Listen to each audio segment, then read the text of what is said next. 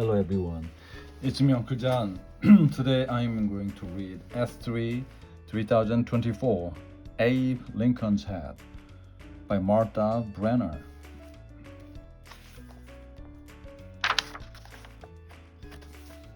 Summary of the story goes like this. Frontier lawyer Abraham Lincoln cures his absent-mindedness by placing letters, court note, contract, and his checkbook in his tall black hat. Abe Lincoln didn't have much money, but when he became a lawyer, he wanted to look his best. He bought a long black coat and a tall black hat. Every day, Abe wore his hat to his new job. People noticed the tall man in the tall hat. He was friendly to everyone. When they needed a lawyer, they remembered him. Abe lived in Illinois.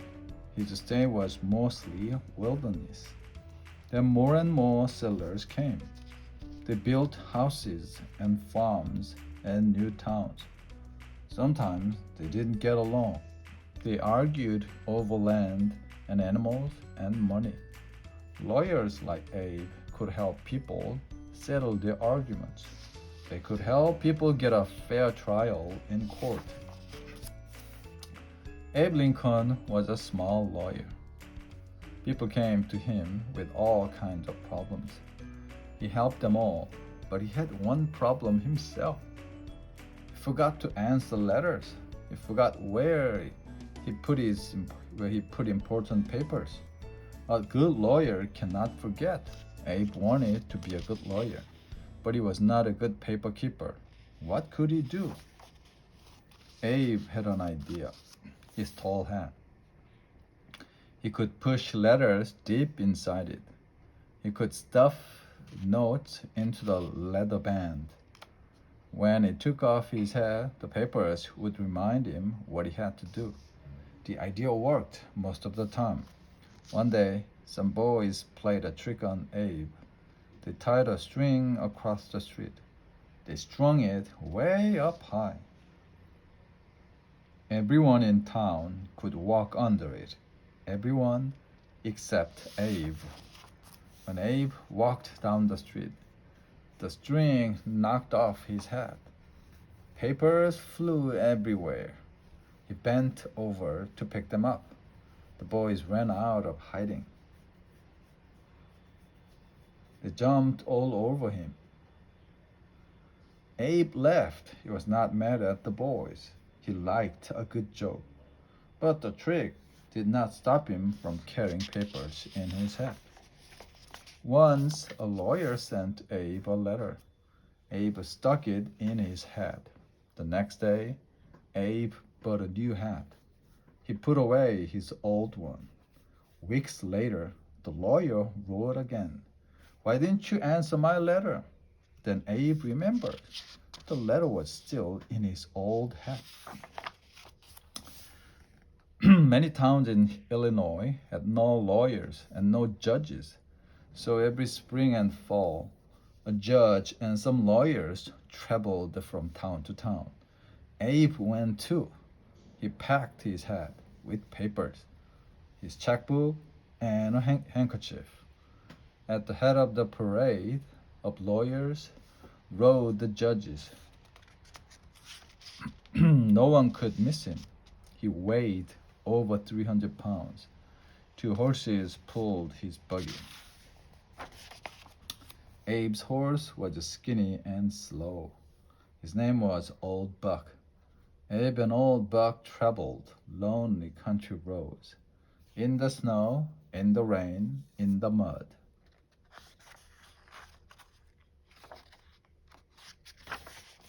Traveling made Abe very tired. He dreamed of a soft bed and a good meal. But the lawyers had to stay at poor country inns. The food was bad, the rooms were cold, the beds were crawling with bugs. The lawyers had to share beds, except the judge. He had his own bed. Early in the morning, the courthouse bell would ring. Abe hurried to court. Pigs lived under one courthouse. Abe had to talk loudly over the grunts and squeals. People came from near and far to hear Abe. He made the trials easy to understand. He told jokes and stories. People said he could make a cat laugh. Once Abe whispered a joke to another lawyer. The lawyer laughed out loud. Quiet, the judge yelled. You're fined $5. When the trial was over, the judge asked to hear the jokes. He laughed as hard as the lawyer. That was worth $5. Forget the fine. At another trial, two men argued over who owned the young horse. Each said he owned the mother of the colt. Abe led everyone outside. He put the two grown horses on one side of the lawn. Then he set the colt free.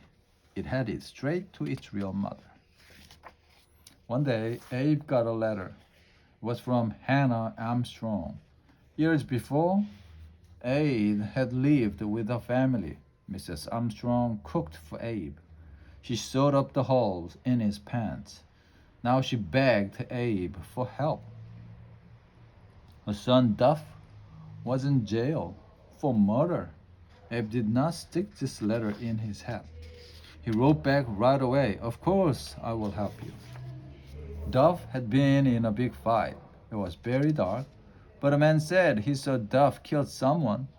Duff said he did not do it. Abe believed Duff, but how could he prove that the man was wrong or lying?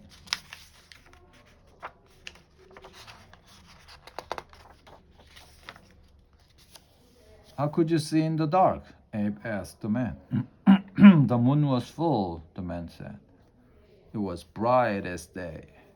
Are you sure the moon was full? Abe asked again and again. Yes, the man repeated. Then Abe held up a famous book of facts. He said there was no moon in the sky at the time of the fight. Now no one believed the man anymore. The judge set Duff free. Abe believed slavery was wrong. His state had laws against it. But the laws were not clear. Many blacks were treated like slaves. Nance was one of them. She worked for a storekeeper who sold her to another man. This man treated Nance badly, so she would not work for him. Abe argued for Nance in court.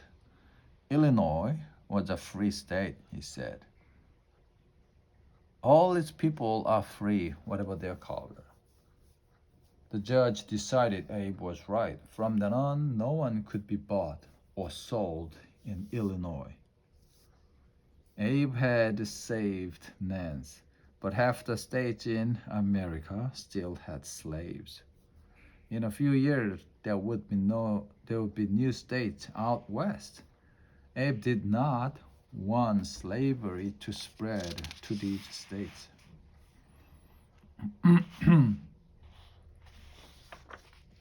Abe tried to get elected to the U.S. Senate. If he won, he could make laws to stop slavery. He ran against Stephen Douglas. Douglas argued that each state should decide for itself if it wanted slaves. They gave speeches all over Illinois. Thousands of people heard them. Abe lost the election but became famous. In 1860, Abe ran for president. Stephen Douglas ran too. This time, Abe won. Abe grew a beard for his new job. He took his family to Washington. At every train station, crowds cheered the new president. Abe was ready to make his first speech as president. He carried a cane, a tall silk hat, and in his speech, he looked for a place to put his hat. Stephen Douglas stepped up. If I can be president, he said, I can at least hold his head. Abe Lincoln was a great president. He freed the slaves. He worked for their fair laws. He helped unite the nation after a long war. But he never changed his way. He always kept important papers in his tall hat. Here are photos of some of them. When the photos were taken around 1860, the camera was a new invention. The end.